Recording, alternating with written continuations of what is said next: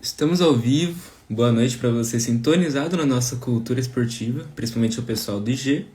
Se quiser ver aqui, ó, aqui tem uma barrinha. Se quiser puxar um pouquinho mais para a parte que começa a entrevista, só vou esperar meus parceiros de profissão entrar.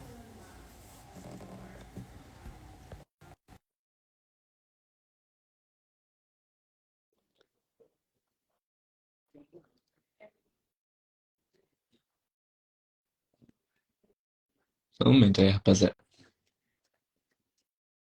Fala, Bruno. Fala todo mundo. Muito boa noite. Boa noite, Matheusão. Boa Esperar noite. agora. Tudo bem? Tudo ótimo. Hoje convidado Ah, de peso, hein? convidada de peso hoje, com certeza. Vai dar um papo excelente. Então, a todos que vêm chegando aí, até já agradecer pela participação. E fiquem aí pela live, já vai seguir na página, né? Já vai ficando aí, porque vai vir papo muito interessante hoje. Pessoal Boa vendo noite a todos. depois. Tá, primeiramente, boa noite, Bino. Boa noite, Aaron.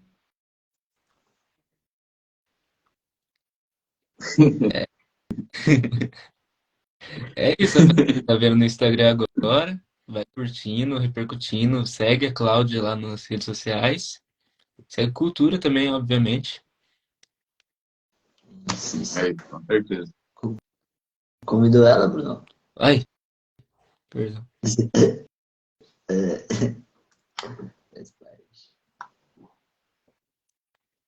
Claudinha.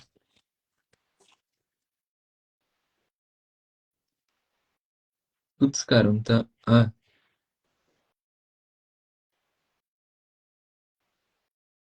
ela não tá aparecendo. Acho que ela não tá aqui ainda. só um minutinho. Aí tá bom.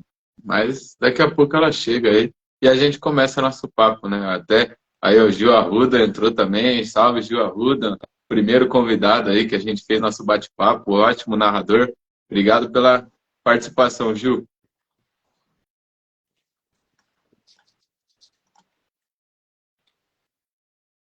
Vai, enquanto a gente espera ela aí, o que vocês esperam do papo de hoje aí, rapaziada?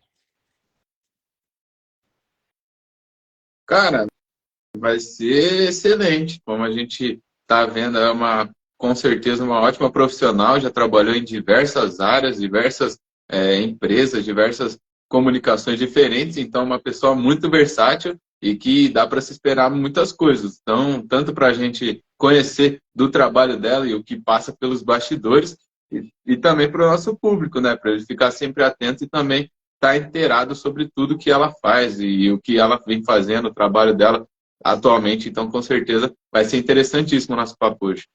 Uhum. E a Cláudia está na casa. Chama ela aqui.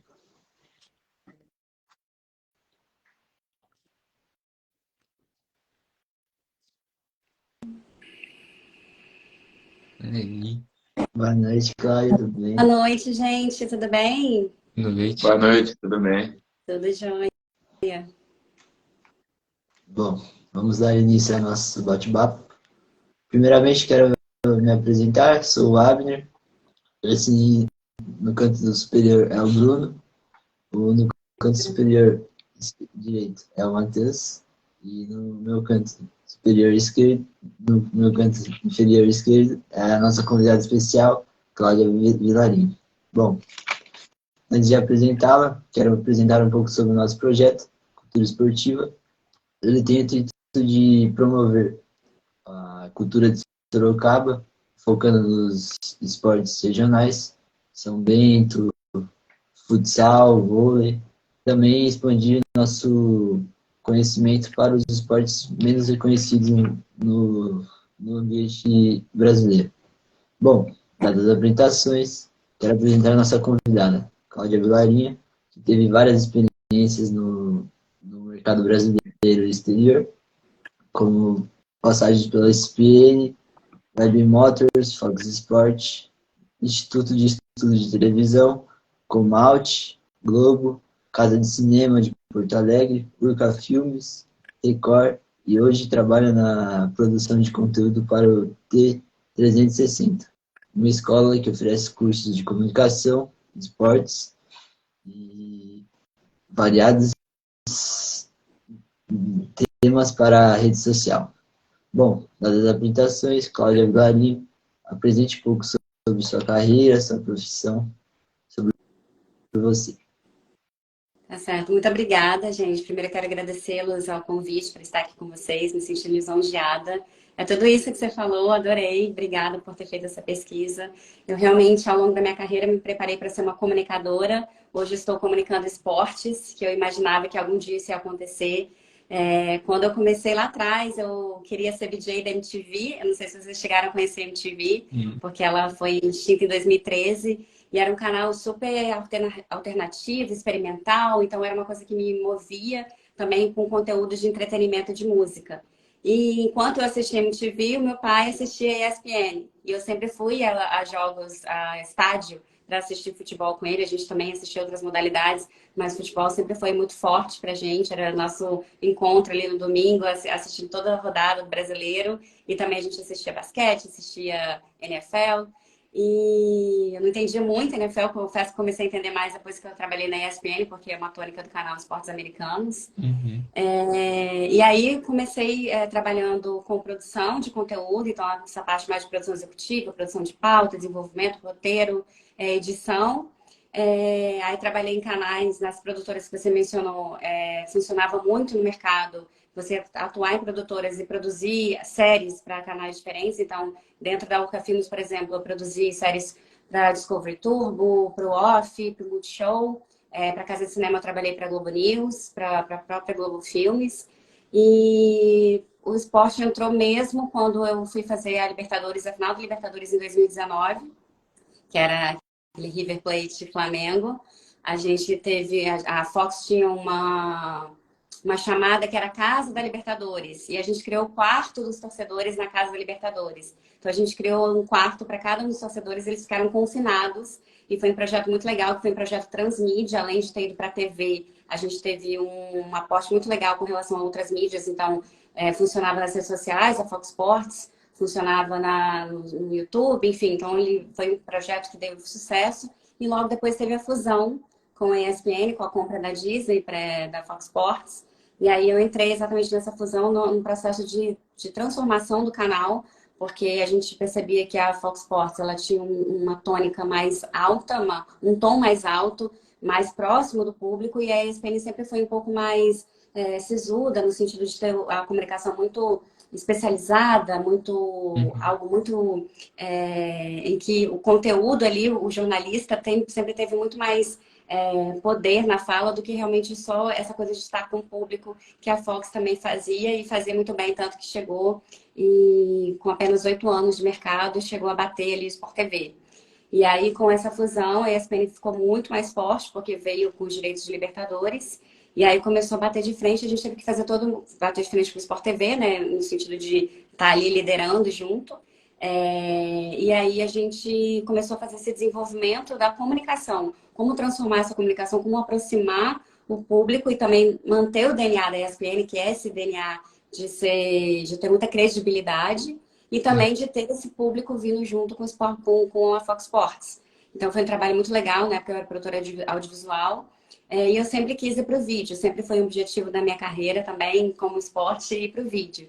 E eu sabia também que isso ia acontecer em algum momento, aí eu fiz uns pilotos para a ESPN e logo depois comecei a fazer uma parceria com a THE, isso no ano passado, até que a gente foi desenvolvendo, foi percebendo a necessidade, porque a THE hoje ela é uma escola de gestão esportiva que está há quase 10 anos no mercado, vai fazer 10 anos, vai completar 10 anos esse ano, e são cursos das mais diversas modalidades, não só futebol. Futebol, de novo, continua sendo o principal, porque é o principal esporte que a gente hoje no Brasil consome, mas tem esportes que está crescendo cada vez mais, principalmente com a geração Z, a gente percebe uma motivação. Eu lembro até, assim, quando eu assistia os jogos, eu fui conhecer o Real Madrid pelo videogame, porque os meus amigos jogavam, né? A gente não tinha essa coisa tão forte de como é hoje nos streamings, né? Na Twitch, enfim.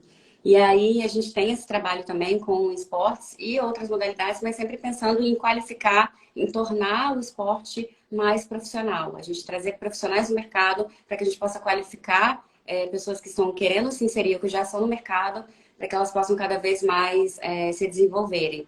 Então é um trabalho bem legal.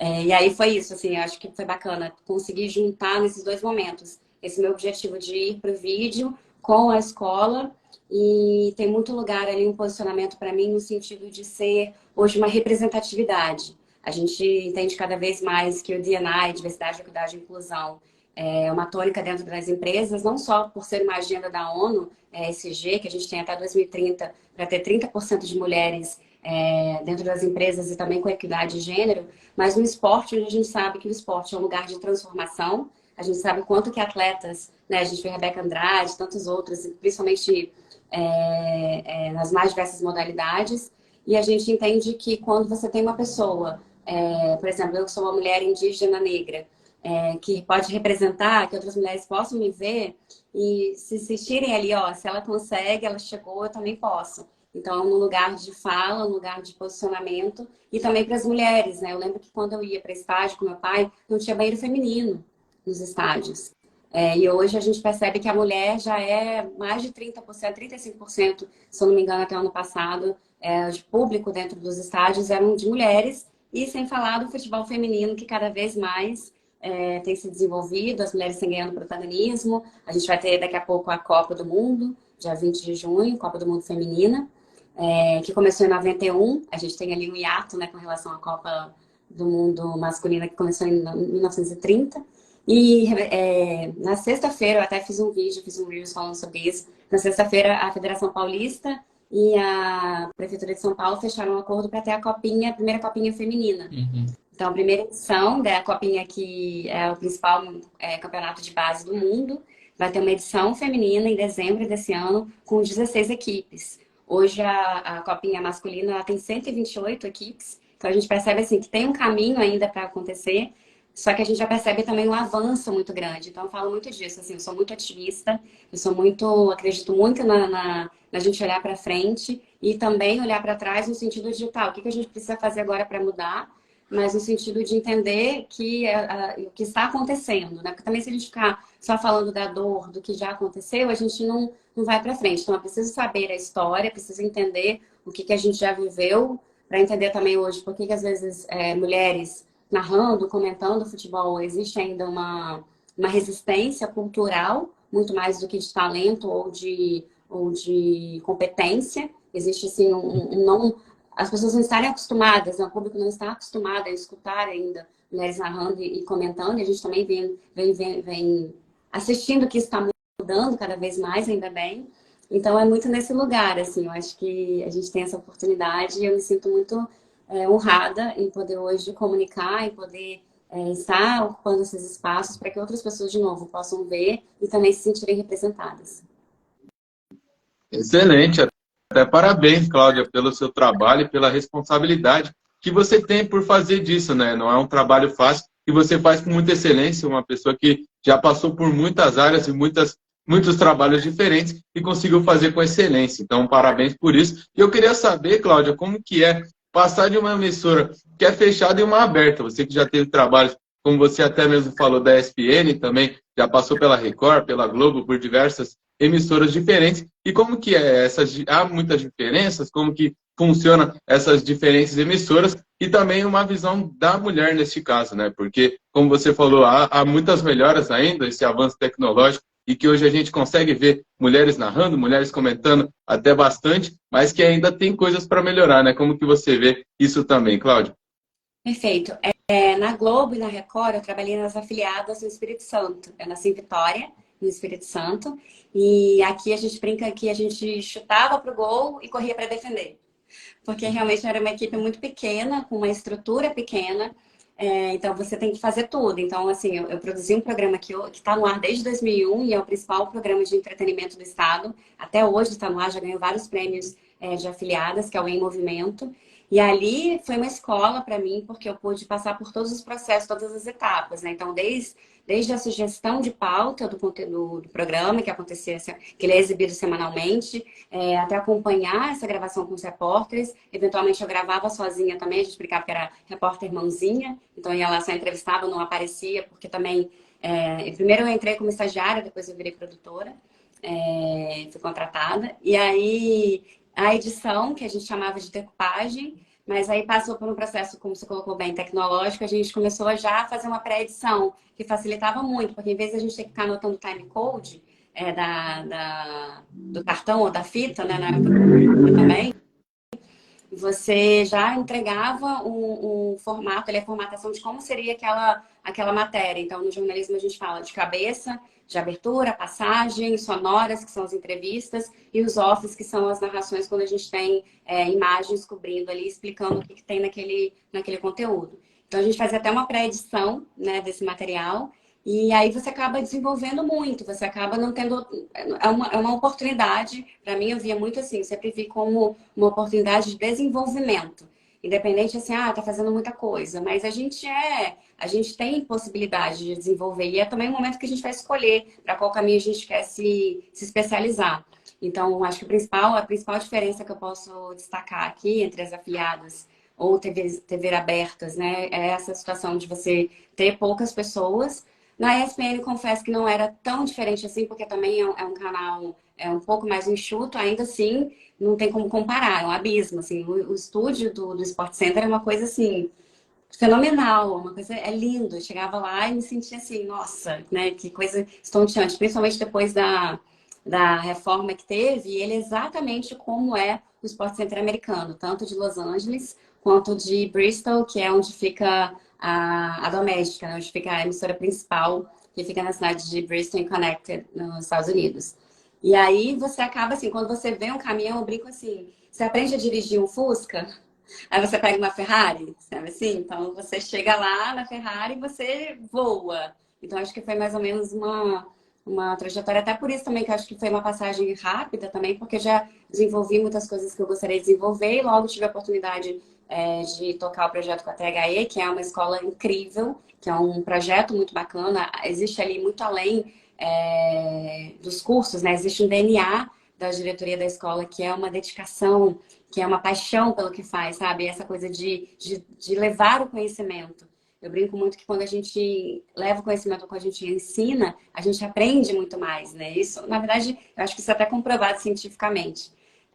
Só que a gente às vezes não se dá conta disso, né? Então, eu acho que é um lugar em que você tem uma oportunidade de ser quem você é, de trazer toda a sua trajetória e ao mesmo tempo experimentar, né, coisas novas. Então, eu acho que é mais ou menos por aí. E da parte que você fala da mulher, muitos desafios, não dá pra gente ficar floreando e fingir que não é uma realidade. Eu até, assim, muitas vezes eu falava, não, se eu não vejo os obstáculos, eles não existem. Era uma narrativa que eu tinha na minha jornada. Só que eles existem, sim, e a gente precisa olhar para eles, porque se a gente também não olha, a gente não sente as dores, e a gente tem que sentir, porque faz parte da nossa experiência humana. Recentemente eu estava conversando com um amigo que ele é diretor da TV, da afiliada da Globo aqui em Vitória, e ele me deu um insight muito legal, que eles estavam em Israel para uma parte de inovação, que Israel é bem avançado nessa parte tecnológica, e por incrível que pareça, por mais que eles estavam buscando as informações no sentido de ter essas questões mais práticas e pragmáticas, o que se falou, o que eles ouviram eram os profissionais mais competentes que a gente mais busca não são os que já tiveram sucesso sempre a vida toda. A gente quer pessoas resilientes, pessoas que passaram por desafios, por dificuldades, e isso os tornaram mais fortes. Então, acho que no caso de nós mulheres, assim, tem esse caminho, né, que às vezes é mais árduo, que às vezes é mais difícil, que às vezes a gente precisa se posicionar, se colocar. Mas eu confesso assim, eu não tenho muito problema com isso, assim, então eu tenho que estudar 3 vezes mais, vou estudar. Então eu tenho que pegar a pronúncia daquele jogador para falar certinho, para não ter nenhum tipo de questionamento. Eu vou estudar, eu vou escutar, eu vou assistir jogo. Então, no final de semana, eu estou sempre assistindo. Eu estou aqui falando com vocês, tá rolando Atlético Paranaense e Libertad aqui na TV. Daqui a pouco tem Atlético Mineiro que vai entrar em campo também, 9 horas da noite. Então, assim, a gente não para, né? Nunca desliga. Então, você precisa estudar? Vamos estudar. É isso, o caminho é esse? A gente precisa fazer o movimento. Porque senão a gente fica também nessa coisa de, é porque eu sou mulher. E eu realmente, assim, acho que é competência. A competência, ela sempre vai se destacar com relação a qualquer tipo de preconceito. Uhum, certinho. Bom, queria me apresentar também, eu sou o Bruno, é um grande prazer, uma grande honra de nós três, estar conversando com alguém com tanta representatividade feminina e uma carreira fantástica como a senhora tem.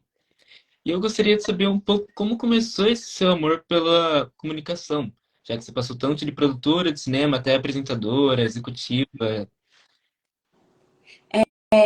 Eu acho que eu sempre tive essa verve artística. Eu posso também, eu gosto muito de signos, eu sou leonina, e leão tem essa característica de ser, de gostar de apresentação, de estar em destaque, então acho que é uma coisa nata que eu sempre gostei. E essa coisa da comunicação no sentido de poder contar histórias, sabe? De tocar a vida das pessoas, de alguma forma entrar na casa das pessoas e transformar. E aí a gente tinha televisão, que na época a gente tinha um alcance muito maior do que hoje, porque hoje também vieram as novas mídias e hoje com a internet, por exemplo, a gente fala com muitas pessoas. Essa live, eu não sei se ela vai ficar gravada, mas tem o Uhum. público que está nos assistindo agora, mas vai ter o público pessoal que vai poder assistir depois. Então você comunica, você assim, escalona essa abrangência, né, de chegar nas pessoas. Então, eu acho que é muito de um lugar de poder contar as histórias. E eu sempre quis entretenimento, eu sempre quis trabalhar com uma coisa leve, nunca gostei de cidades, de política, de economia, eu até gosto muito, mas eu sempre queria levar a leveza para as pessoas, porque já é tão difícil, né? Principalmente num país que a gente vive hoje, que tem tanta desigualdade social. Eu não confesso para vocês assim, pode até vocês acharem que é um crime que eu vou falar aqui, mas eu não assisto jornal Hard News. Não assisto, porque é Uhum. só notícia ruim. E nosso inconsciente não separa aquilo que é pesado, aquilo que é difícil da nossa realidade. Então você pode ver que daqui a pouco você está na paranoia, você nem sai de casa direito, porque é tanta notícia ruim que você fica ali vidrado naquilo. Então eu não assisto, em contrapartida, futebol. Jogo de basquete, jogo de NFL, vôlei, tênis agora, né? Nossa Biadade brilhando lá em Roland Garros. As modalidades eu adoro, eu acompanho mesmo, assim, eu até brinco com os meus amigos, né? Que normalmente, quando o pessoal está se divertindo, é o momento que a gente mais trabalha, principalmente quando você está no jornalismo esportivo, que tem muitas pautas, muitas transmissões durante os finais de semana, feriado, né? Não tem isso, né, gente? Quem quiser ir para essa área já vai sabendo que não tem feriado, não tem, tem escala de Natal, Ano Novo, só que a gente faz com tanto amor, com essa oportunidade de levar isso para as pessoas e transformar a vida delas de alguma forma, que eu acho que é esse lugar, essa, essa voracidade, sabe? Essa vontade de ser uma contribuição. Agora não precisa me chamar de senhora, não. Eu tô com cara de velha, vocês acham? É tudo que tem feito. Eu sei, gratidão. Bom, Cláudia, voltando um pouco sobre sua carreira, eu, eu pesquisei um pouco e vi um fato interessante que você produziu o filme do Calbi Peixoto, que foi muito, recebeu muitas críticas positivas. E qual é a diferença de produzir um filme cinematográfico e a produção de um esporte?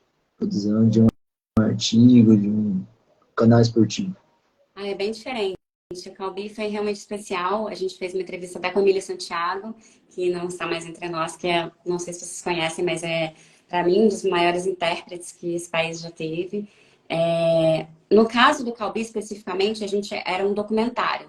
Então, a gente pode, sim, fazer um paralelo com relação ao jornalismo esportivo, porque a gente vai contar aquela história como ela é. É diferente de uma ficção que você vai criar todo um roteiro, você vai criar personagens, você vai desenvolver diálogos. Dentro do documentário, a gente vai tentar mostrar o mais possível dentro da realidade, tentar minimizar. A gente sabe que não existe imparcialidade, né, nem no jornalismo, mas a gente tenta olhar para um ângulo em que a gente conte aquela história como ela realmente aconteceu. Tem esse ponto específico do documentário. Especificamente também voltando ao Caubi, como é um documentário musical, a gente trabalha muito também nos direitos autorais daquele produto, né? Então, por mais que a gente tenha autorização do Caubi, da empresária dele, para poder fazer uma obra sobre audiovisual, sobre a vida dele, muitas músicas, principalmente pelo Caubi, que era um intérprete, né? Não era compositor, a gente tinha que buscar esses direitos autorais das músicas e também dos programas dos quais ele participou. A gente usou muita imagem de arquivo de programas que ele fez na Globo. A Globo tinha um programa de júri, né, popular, que as pessoas cantavam. Então, toda essa parte de mídia, de você fazer essa pesquisa do material que vai enriquecer, que vai trazer mais veracidade, vai trazer mais movimento e mais beleza para o documentário. Quando a gente fala de jornalismo esportivo, tem muita coisa que é factual, então a gente tem ali as notícias do dia a dia, a gente sabe que esporte é assim, né? Eu recebo, vou falar outro segredo. A única coisa que fica notificado no meu celular é o Globo Esporte e o All Sport. Eu fico ali minuto a minuto atualizando o que está acontecendo. Porque é tanta informação, cada hora tem alguma novidade que a gente, para acompanhar, às vezes a gente não dá conta, né? Para acompanhar. Mas é importante, quando você está nessa área, você ter esse afinco, essa dedicação. Então, acho que é mais ou menos por aí, transmissão de evento esportivo, que é incrível e é hoje principalmente onde a televisão mais tem sucesso, né? Porque as pessoas querem ver o evento ao vivo. Você está ali na hora com a oportunidade de assistir aquele jogo, né? Depois você vai saber o placar e vai saber o que aconteceu. Mas o que está acontecendo agora, naquele momento, é aquele canal, aquela plataforma hoje de streaming que é detentora daqueles direitos. Então, por isso que é tão concorrido, né? Por isso que a gente tem tanto uma questão de estratégia dentro desses canais para poder conseguir adquirir aqueles direitos, porque isso vai impactar diretamente na audiência, nos assinantes e também nas mídias que vão entrar dentro do canal. Certo. Perfeito, Claudia. Eu queria saber, até fazer um paralelo com essa resposta perfeita que você deu, sobre o que você acha do jornalismo esportivo atualmente, né? Você até conseguiu falar muito bem, hoje tem esses espaços para o streaming, as redes sociais, a flor da pele, com certeza, tem muitas redes sociais ali para conseguir produzir conteúdos e também a mostrar o conteúdo para todos, como até a gente está fazendo agora. E hoje em dia tem muitas redes, né? Tem até o próprio YouTube, tem diversas streamings e, como você falou, tem diversos jeitos para se mostrar e vender o próprio conteúdo, né? E como você vê o jornalismo esportivo hoje? Se a maior dificuldade é, como você falou, a pessoa ter o afinco para conseguir acompanhar, conseguir estar sempre inteirada, sempre noticiada e acompanhando tudo que é esporte, ou se tem mais algumas dificuldades, algumas coisas que algumas pessoas que sonham em ser jornalista acabam barrando, Cláudio. Como que você vê nesse aspecto? Ótima pergunta. Eu vejo assim, eu acho que o jornalismo, o principal do jornalista é você apurar a informação. Você não pode passar uma informação que ela não foi verificada, que ela não foi avaliada, revisada. Você tem que ir para as fontes, você tem que ir a campo. O repórter ele tem que estar em campo, não tem que ficar na redação, né? Ele tem que entender, investigar. A gente tem dentro do jornalismo esportivo o que a gente chama de setorista, então os repórteres que vão cobrir mais um clube, então ele vai ter mais informações, ele vai ser uma espécie de insider, né? Que é o cara que está ali, que vai receber informação, que vai chegar talvez uma notícia em primeira mão, e isso depende muito da relação que ele vai ter com aquela fonte, para que ele passe aquela informação primeiro para ele, que a gente chama de breaking news. Então, é apurar, porque hoje o que a gente vê com os diversos canais, como você colocou muito bem, que tem muitas possibilidades, as pessoas às vezes só pegam aquela informação e repassam, replicam, sem avaliar, sem analisar. E às vezes é uma fake news, às vezes não é nada daquilo. E dentro do jornalismo esportivo também a gente tem que entender que quando a gente vai falar às vezes de jogadores, né, são pessoas acima de tudo, né? A gente está falando de profissionais que sim, recebem milhões, estão ali, a gente sabe quanto dinheiro que envolve o futebol hoje. Só que eles são, em primeiro lugar, pessoas. Essas pessoas têm famílias. Então, você não pode falar uma coisa ou comentar, falar alguma coisa que possa ferir o outro, né? Você tem que ter responsabilidade na sua comunicação. Então, acho que o principal desafio eu colocaria isso, de você analisar, apurar, investigar aquela informação antes de repassá-la. E isso hoje a gente, infelizmente, vem se perdendo, porque a gente tem, como cada um hoje pode ter seu canal, às vezes a pessoa está muito mais preocupada em aparecer ou falar alguma coisa, que no jornalismo a gente sempre fala, né? A notícia é mais importante. O que eu estou passando aqui, o que eu estou transmitindo, a comunicação é mais importante. E quando a mensagem ela é confusa para o receptor, a responsabilidade dessa mensagem é do emissor. Então, o comunicador ele tem que saber o que ele está falando. Então, acho que essa é, para mim, a principal. Você apurar, saber a informação que você está levando, com muito estudo, com muita dedicação, sabendo as ferramentas. E aí, a parte positiva é que a gente tem hoje cada vez mais ferramentas. A gente tem aplicativos, softwares de estatísticas que facilitam o nosso trabalho. Por exemplo, a gente vem uma coisa que vem em trendings, né, que aparecem de top 5 jogadores que mais tem maior valor de mercado, ou agora mesmo saiu uma lista que a gente viu que o Brasil ainda é o país que mais exporta jogadores, uma faixa de 23 anos, acima de 23 anos até 27. A França é a maior com menos de 23 e a Argentina com mais de 30 anos. Então, esses dados que a gente vai pegando, isso vai virando vídeos que vão viralizando. E aí sim, aí você já tem uma fonte ali que já passou por uma curadoria ou que a gente já tem um dado estatístico que já foi revisado por uma pesquisa, né, que foi validado. Então, a gente tem todas as ferramentas quando você está num canal, principalmente quando você tem os direitos da transmissão, por exemplo, direitos de uma Libertadores, de uma Premier League, de uma Champions League, você vai ter facilidades para entrar dentro daquele clube, você vai ter facilidades para poder acessar aquelas informações. Então, eu acho que é isso. E a parte boa também é que tem muita oportunidade. Porque quanto mais streamings, plataformas, canais aparecendo, isso significa mercado de trabalho, isso significa oportunidades. Né? Se eu citou o YouTube, o Paulistão tem uma transmissão incrível pelo YouTube, que vem avançando cada vez mais, a cada ano eles vão aprimorando. A gente tem o Casé TV, né, que está conseguindo fazer um trabalho legal, que está dando espaço também para outras oportunidades. Então, acho que é isso, assim, e essa coisa da internet trazer essa comunicação mais próxima, ter esse diálogo com o público mais jovem, porque também é isso, tem você se adaptar a quem você está comunicando. Se você está falando na ESPN, você tem que entender que você está falando com um público AB, baby boomers, homens. Então, homens acima de 45 anos. Quando a gente está na internet, esse spread fica muito mais amplo, né? E você pega a juventude, você pega a geração Z, millennials. Então, você vai se adaptar ao espaço que você está, mas sempre lembrando em preservar quem você é, né? Eu tenho ainda um lugar muito, assim, às vezes muito jornalístico.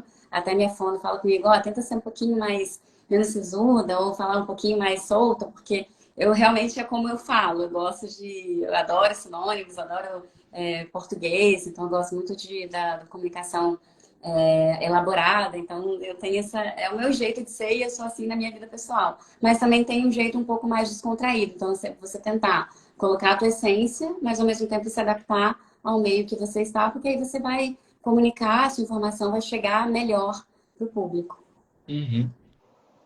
E ainda no ramo de produção de conteúdo, divergindo um pouquinho, só eu queria saber como que tá o projeto do THE, como que está rolando, quais são as futuras projeções e como esse background auxilia no trabalho de lá.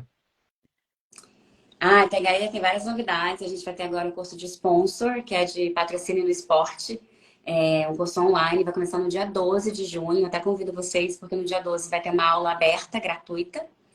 As pessoas podem participar clicando no link do WhatsApp, que tem na bio da @escola THE 360. Então, é um curso muito bacana, porque é isso, para ensinar as pessoas a desenvolverem um patrocínio, um programa, um plano de patrocínio, para chegar até os clubes, chegar até as empresas e conseguir um recurso para desenvolver o projeto. Então, esse curso ele vai ser totalmente online de 12 a 28 de junho. Como a principal produto que a gente tem hoje são os cursos, o que a gente faz? A gente tem feito hoje conteúdos relacionados ao esporte, então a gente tem uma agenda que a gente traz terças, quartas e quintas, que são quando tem as principais rodadas, e aos finais de semana, para as pessoas poderem se programar. Então a gente coloca já qual vai ser o confronto, o horário e aonde que vai passar. A gente tem conteúdos que são pensados de acordo com o que está acontecendo naquela semana. Como a gente não é uma empresa, não é imprensa, a gente tenta pegar alguma coisa que ou tá em trending, que as pessoas o nosso público vai surfar essa onda e vai chegar aquela informação, ou uma coisa que tem no nosso DNA, por exemplo, falar de base. Porque a THE tem esse trabalho com a base, não só pela estratégia da empresa, mas também tem os cursos de scout, tanto de mercado, quanto analista de mercado, quanto analista de desempenho. Que muitos dos professores são analistas de mercado que estão acompanhando o sub-17, sub-20, estão de olho ali nas potencialidades, nas pérolas ali que estão a desabrochar para poder levar para os clubes ou para, quem sabe, enfim, encontrar uma oportunidade ali para aquele jogador. E a gente vai ter também agora no dia 22 e 23 de junho, também convido vocês para a CONAFUT, que é a Conferência Nacional do Futebol. É o principal evento executivo do futebol, então ele é um evento importante, é um evento que vai voltar a ser presencial esse ano, né? Dada a pandemia, ele ficou 3 anos sem acontecer presencialmente. E a gente vai ter muitos nomes bacanas, muitas pessoas, tanto da gestão executiva do futebol, como imprensa, como outras modalidades. Então, pessoas que são autoridades nesse segmento, para fomentar a discussão, para fomentar, a gente vai falar de diversidade. Inclusive, durante a CONAFUT vai ter o prêmio CONAFUT 2023, que eu vou apresentar, apresentei no passado, vou apresentar esse ano novamente. E esse ano a gente tem uma categoria nova, são 7 categorias. A gente tem a categoria de melhor projeto de diversidade, inclusão, equidade e inclusão. Então, de novo, aí, quando a gente começou com a live falando sobre isso, esse assunto volta.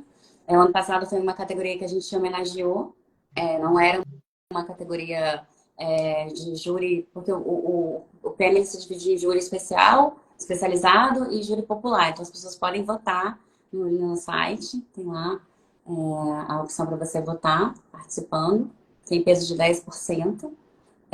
Mas a gente teve a categoria de homenagem. E aí essa categoria foi tão bacana, a gente teve tanto retorno que virou uma categoria de competitiva.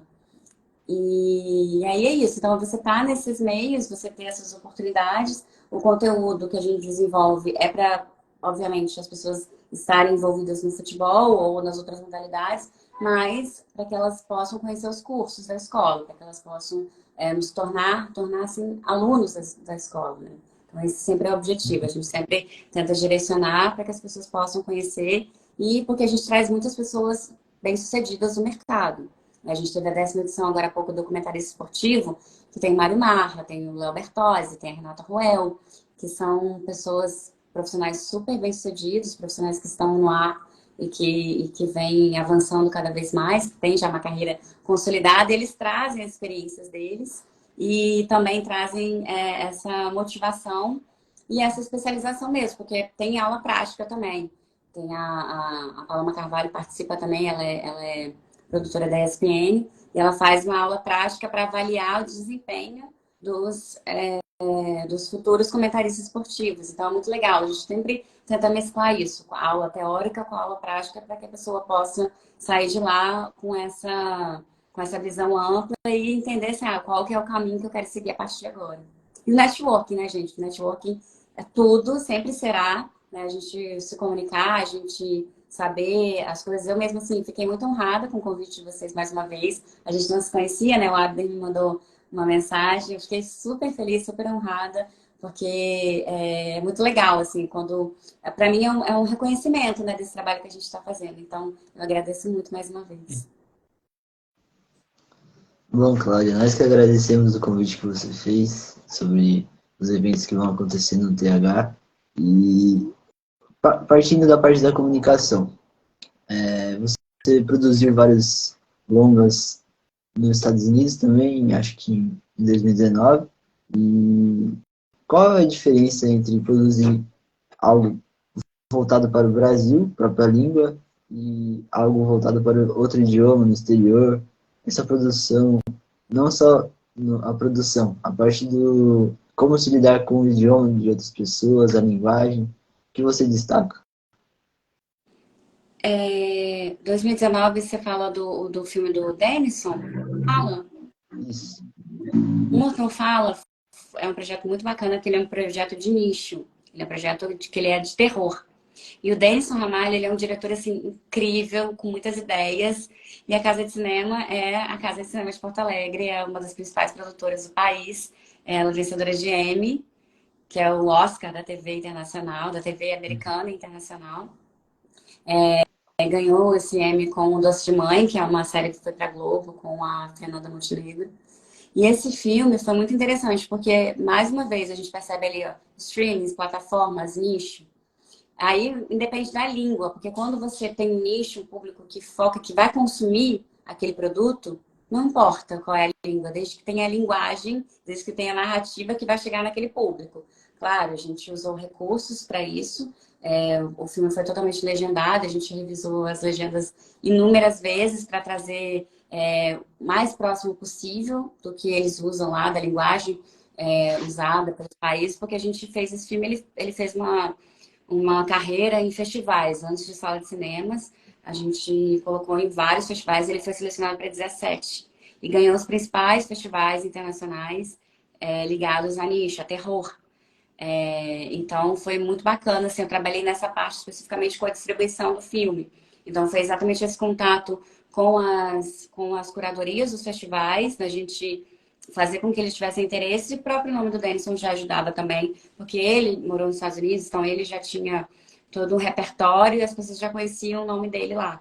Então isso também ajudou no sentido da gente poder promover com mais facilidade, já que ele já tinha essa chancela dentro do trabalho que ele desenvolveu, e claro, também uma coprodução com a Globo Filmes, ajuda muito, né? Globo Internacional, faz com que a gente consiga ter acessos a mais plataformas. E aí, foi muito legal que a gente vendeu o filme para Shutter, que é uma plataforma específica de terror. Olha isso, gente, como que é uma coisa nichada. Da AMC. AMC é o canal que fez o The Walking Dead. Uhum. Então, assim, existe uma plataforma como se fosse uma Netflix só ligada para terror. E é uma coisa que a gente vai descobrindo no nosso mercado e a gente vai vendo quanto que tem oportunidades. Quanto que cada vez mais você vai ali caçando e descobrindo, você chega até ao lugar ali. Então, foi um desafio. Eu nunca tinha trabalhado com distribuição antes, mas trouxe repertório até para poder desenvolver outros projetos e entender assim, esse produto aqui, ele vai ter uma longevidade, ele vai ter pode ser bem sucedido de acordo com o público que eu vou trabalhar. E é sempre isso, né? Tudo que a gente executa, todas as tarefas que a gente desenvolve ao longo da nossa carreira, sempre vai servir para algum momento. Você pode crer nisso, pode guardar ali na caixinha, ali no software, que em algum momento você vai usar aquele know-how, aquele conhecimento para aplicar em alguma atividade.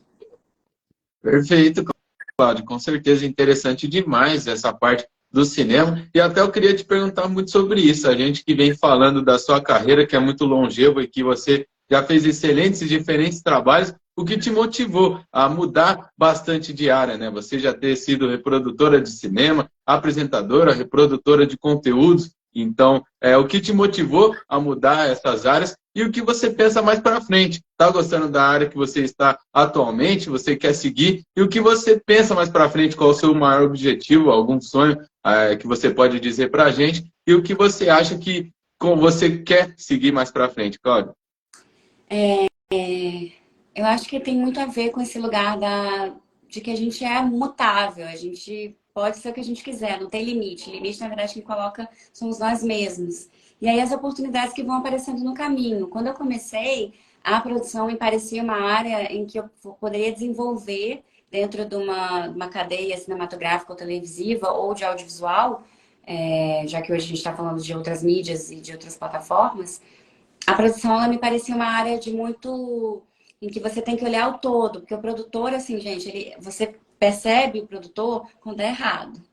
Aí fala assim, não, deu tudo errado, aquilo não tá bom. Porque quando tá tudo bem, ninguém vê. Aí a gente até brincava, não, o diretor tá arrasando. Mas e a produção, né? Porque não pode dar problema. E eu sou uma resolvedora de problemas nata, assim, eu adoro resolver problema. Se me dá um problema, eu te dou 3 soluções. É a minha tônica, minha tagline também na vida. Eu adoro solucionar problemas. Então, acho que foi um caminho que apareceu para mim e que eu pude experienciar e aí me colocar na produção executiva, porque você olha o todo, você olha todo o topo e você vai desenvolvendo desde a ideia, que da ideia até a realização, gente, é um caminho longo. Tem muita gente para dar ideia, mas poucas pessoas para poder realizar, para serem fazedores. Então, acho que o produtor tem essa coisa de você tirar do papel, de você executar, realizar. Então, juntar pessoas, conseguir patrocínio, conseguir empresas que vão te apoiar, conhecer, networking, desenvolver, pegar os talentos, achar assim, aquele montador, aquele editor, ele é bom para isso. Esse aqui é melhor para aquilo. Então, assim, você ter essa visão ampla de todo o negócio. Então, acho que foi esse caminho que eu busquei na produção. E o vídeo é esse lugar que eu falei pra vocês, que eu era aquela menina que assistia MTV, e eu ficava na frente do espelho, e aí, galera da MTV, sou a Cláudia, tô aqui pra entrevistar. Mas esse lugar que eu falei que eu fui desenvolvendo ao longo da minha trajetória de ser representatividade. Então, hoje, o que eu busco enquanto comunicadora é que as pessoas possam, as mulheres possam ter uma oportunidade no sentido de representatividade, ó, estamos ocupando esse espaço que também é nosso, também podemos estar aqui, que estejamos cada vez mais aqui e que daqui a 20 anos, a minha sobrinha, quando ela tiver 21 anos, que ela tem um aninho agora, ela olha e fala assim, titia, o que é isso de equidade de gênero que você falava em 2023? Que bicho é esse, né? Como se fosse uma coisa bizarra, como se fosse uma coisa que nunca existisse, mas que a gente já esteja caminhando cada vez mais. A gente sabe que há um abismo, que há uma diferença muito grande, então tudo bem, serem passos pequenos, a gente entende isso, mas precisa haver transformações. Então, acho que é nesse lugar de poder ocupar esse espaço, de ser uma representatividade dentro de um lugar que é de transformação principal na sociedade, que é o esporte. Né? O esporte e o futebol, eles estão totalmente ligados à construção da sociedade. Né? A nossa história, a história do país, a história do Brasil tem muito a ver com o futebol, com a chegada do Charles Miller aqui no Brasil e como que esse esporte, essa modalidade se desenvolveu. Né? A gente hoje fala sobre racismo no futebol, que eu acho... Eu fico pensando assim, eu falei, gente, como que em 2023 a gente está falando sobre racismo no futebol?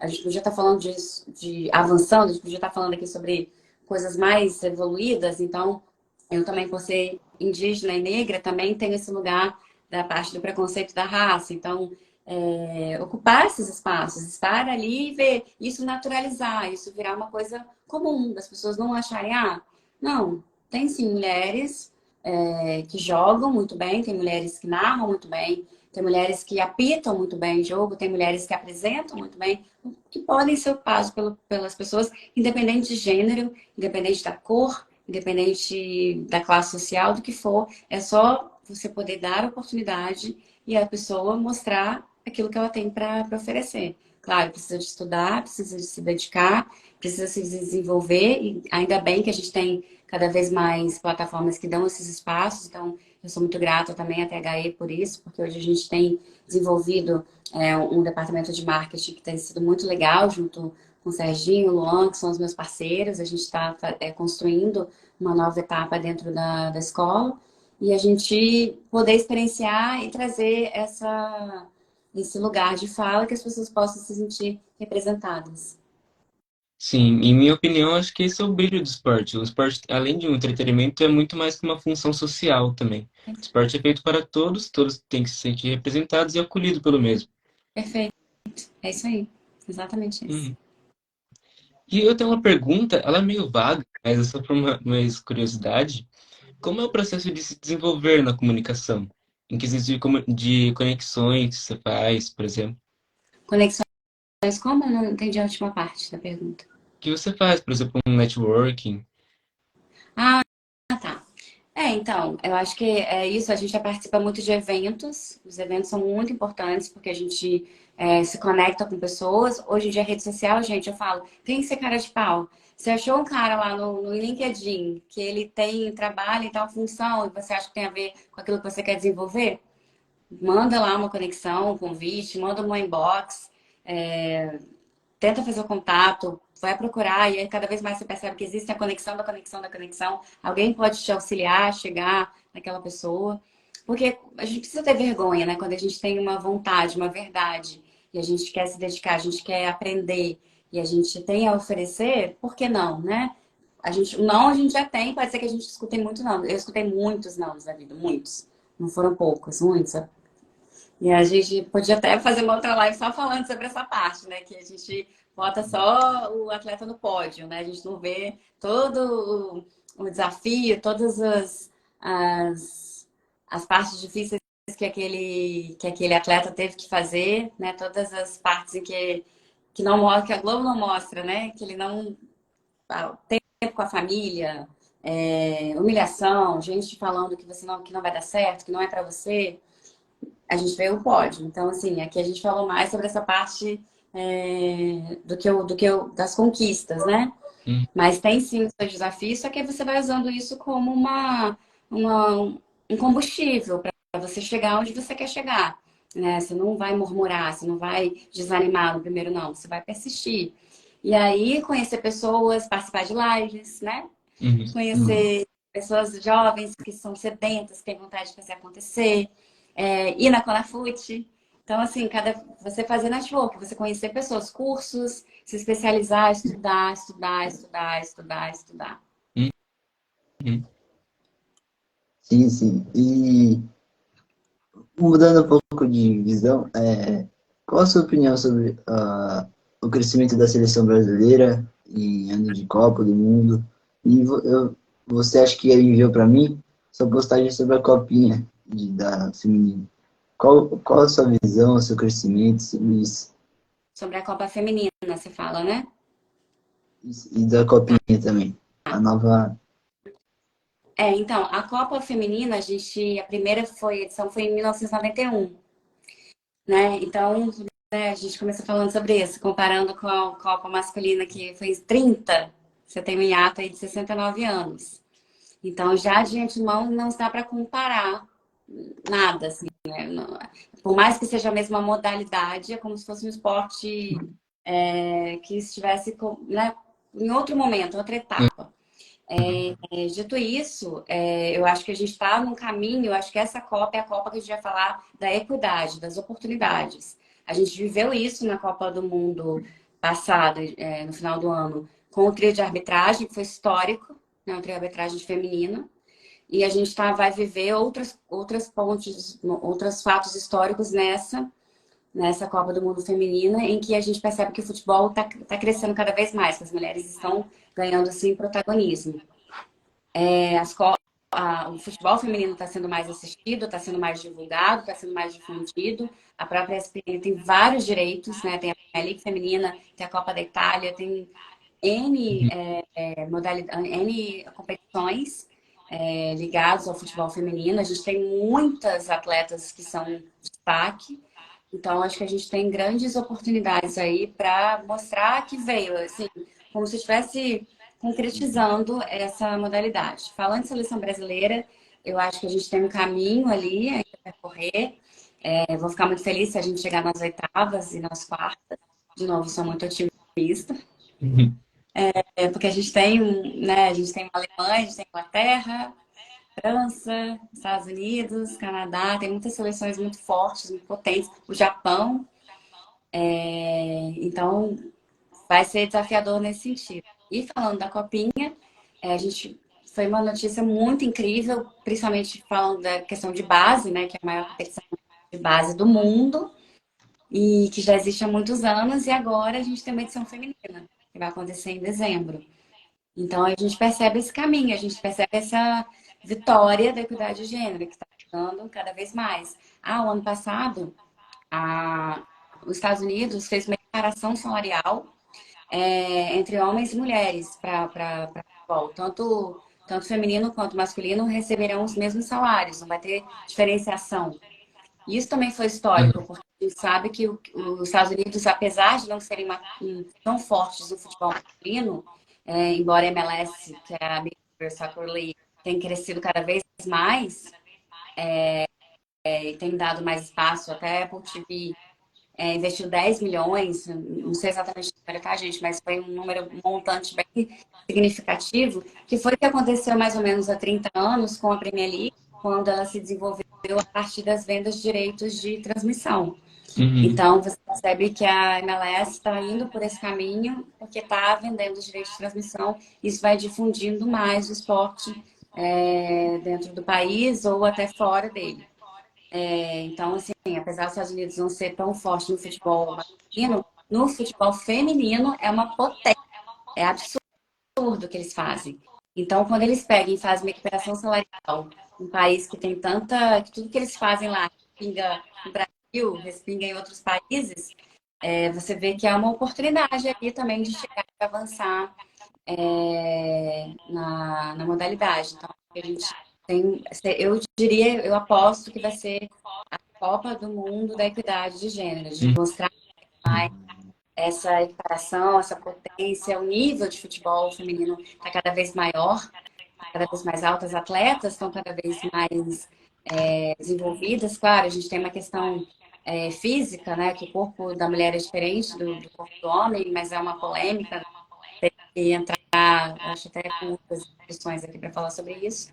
Ainda assim, eu acho que a gente tem um caminho ali de ser um marco histórico, sabe? Até o próprio Infantino, né, que é o presidente da FIFA, também se posicionou porque ele percebeu que estava havendo um preconceito com relação a marcas entrarem e a qualidade das marcas, os valores que as marcas investem na Copa masculina e que estão investindo na feminina. E ele mesmo foi, se posicionou, se colocou falando, não é assim, quem não tiver respeito, a gente não vai autorizar a transmissão desses jogos. Então, você percebe, assim, um posicionamento, né? E é um caminho sem volta. A gente só vai daqui para frente, a gente não vai mais voltar com o que já foi. Então, é daqui para frente, é daqui cada vez mais conquistas, e a gente falando sobre isso de novo, com naturalidade, sem ficar uma coisa, né? Que incrível. Não, natural, é o caminho. Perfeito, Cláudio, com certeza. Até o Marcelo Maciel aqui perguntando como está seu futebol. Se você quiser responder, ele também pode ficar à vontade. Mas eu queria saber disso também, né? Das emissoras e também da mídia nesse papel do futebol e também dos outros esportes femininos, né? Porque às vezes, muitas vezes, deixa um pouco de lado, né? Até um jogo muito importante, um jogo grande que pode sim dar uma audiência muito boa, mas às vezes não colocam isso e não dão tanta relevância para isso, que o que seria muito importante. E também, além disso, também a própria CBF ou até as outras instituições que às vezes prejudicam um pouco no horário, né? Até para os torcedores irem ao estádio e também para os torcedores conseguir assistir a partida, né? Como que você vê isso? E também, se você quiser, pode ficar à vontade para responder a pergunta, Cláudio. Ele está fazendo uma piada, eu não jogo futebol, gente. Aliás, eu sempre participei de esportes individuais. Eu não era muito bom no coletivo. Sempre amei esporte, sempre amei, mas eu preferia aquela coisa que dependesse só de mim, sabe? Ou também, eu acho que eu tinha uma não querer decepcionar o time. Então, assim, depende de mim, depende de eu ver. Então, era atletismo, que eu praticava. Mas o futebol sempre foi para assistir mesmo, ficar no sofá ali, torcendo, sofrendo. Acompanhei muitas rivalidades. Eu queria falar que da produção, eu trabalhei também na produção de um documentário do Pai Sandu, falando sobre a oportunidade de entrevistar o Chico Sá. E é impressionante a rivalidade, né? Pai Sandu é um negócio assim absurdo. Só que a rivalidade mais forte que eu pude presenciar foi Inter e Grêmio. Grenal, é um negócio assim, uma loucura. Eu tava morando em Porto Alegre na cinema quando o Grêmio ganhou a Copa do Brasil e o Inter foi rebaixado. Gente, os gremistas estavam vibrando mais com o rebaixamento do Inter do que com a vitória da Copa do Brasil. Eu fiquei assim, eu falei, que isso, gente, que loucura é essa? Vocês têm que... Vai vibrar essa vitória, né? Tá falando ali, o Marcelo, porque ele é Inter, acho que vai ficar meio, como é que os gaúchos falam? Eu já esqueci, gente, tanta nomenclaturas gaúchas. Mas você falou sobre os horários, né? E sobre Isso. as modalidades, né? O vôlei é super assistido por mulheres, o tênis é muito assistido por mulheres, que são públicos também, que estão ali, né? Que querem conversar. Tem gente que, as mulheres apostam também. Tem essa coisa de apostas que ficou até meio pejorativo diante das polêmicas que a gente viveu há pouco tempo. Mas as mulheres também gostam de participar de escola, enfim, isso é também do ser humano, independente do gênero, mais uma vez. Mas é isso que você colocou, tem dificuldade de horário, sem desafios, ainda assim, a gente persiste. No passado, eu estive no jogo do Corinthians contra o Palmeiras, no Allianz Parque, e foi muito legal, porque era uma coisa bem família, sabe? Então você via a torcida respeitando uma outra, claro, não tinha torcida mista, mas tinha uma coisa assim, de respeitando uma outra no sentido de ter pessoas ali que estavam ali pelo entretenimento, pelo futebol, pela oportunidade de estarem ali com as suas famílias. não só pela rivalidade. Com certeza tinha ali um corintiano infiltrado dentro da torcida. Eu mesma já fui infiltrada. Eu costumo não usar a camisa quando eu vou no estágio, porque eu gosto de ir disfarçada. Ainda mais que eu tenho depois também esse cuidado de também não ficar falando do time que eu torço. Mas é bem esse lugar que você falou, de ter, sim, eu acho que no momento que o futebol fosse desenvolvendo, fosse profissionalizando nas duas partes, porque também o futebol masculino precisa, sim, gente, se profissionalizar, precisa se desenvolver. A gente ainda é muito amador comparado com a Inglaterra, né? Vê isso nas transações, a gente vê isso com a BIC, que é o Brasileirão. É hoje o principal campeonato de pontos corridos, é até mais do que a primeira, percebe uma disparidade entre a folha salarial do Coritiba e do Flamengo, entre a folha salarial do Fortaleza e do Corinthians, o que não é tão diferente quando você está no West Ham e no Manchester City. Né? Você tem uma coisa que é um pouquinho menos disparada quando a gente compara. Então, isso fala sobre a questão do desenvolvimento, né? Então, eu acho que é um caminho a percorrer cada vez mais. De novo, vai ser um caminho sem volta e vai acontecer. A gente precisa falar sobre isso, a gente precisa ter espaços para discutir essa pauta e assistir, fazer a nossa parte. Ser público, divulgar, consumir, né, o futebol feminino. Uhum. Cláudia, infelizmente nossa live está acabando, o tempo no Instagram é escasso. A gente agradece sua presença, sua ótima live que tivemos nosso papo aqui. E se quiser falar um pouco mais sobre alguma mensagem, passar um pouco das suas redes, do THE, fique à vontade. Ah, gente, mais uma vez agradeço muito a oportunidade com vocês. Foi uma noite super agradável, adorei. Qualquer outra coisa, estou aberta. Podem contar comigo. Então, vou mais uma vez convidá-los para participarem da CAFUT, Conferência Nacional do Futebol, que acontece no dia 22 e 23, no Espaço Olímpico, em São Paulo. Quem tiver interesse, pode me mandar um direct, eu respondo todo mundo. A gente pode ver alguma oportunidade ali, consegue algum desconto para vocês. É um espaço muito legal de networking, de discussão, de fomentar. A gente vai falar muito de futebol feminino também. E também os cursos até o próximo curso, como eu falei para vocês, é a aula aberta, a 12 de junho, aula aberta, e aí o curso começa no próximo dia. A gente tem outros cursos, vai ter marketing de futebol, vai ter curso de apresentadores multiplataforma, vai ter curso de narradores, primeiro curso de narração da escola, que já está com muitas vagas preenchidas e participar também. E acompanha a gente no meu arroba é Claudinha Vlaim, com dois L's, da escola é arroba escola THE 360. E é isso, novamente agradeço a presença dos meus parceiros aqui, Matheus, Abinão. Gostaria também de agradecer a presença de você, telespectador, que assistiu a gente pela live ao vivo, ou seja, pelo depois, no Reels. E é isso. Muito obrigado a todos e Muito obrigada, Muito gente. obrigado, Cláudia.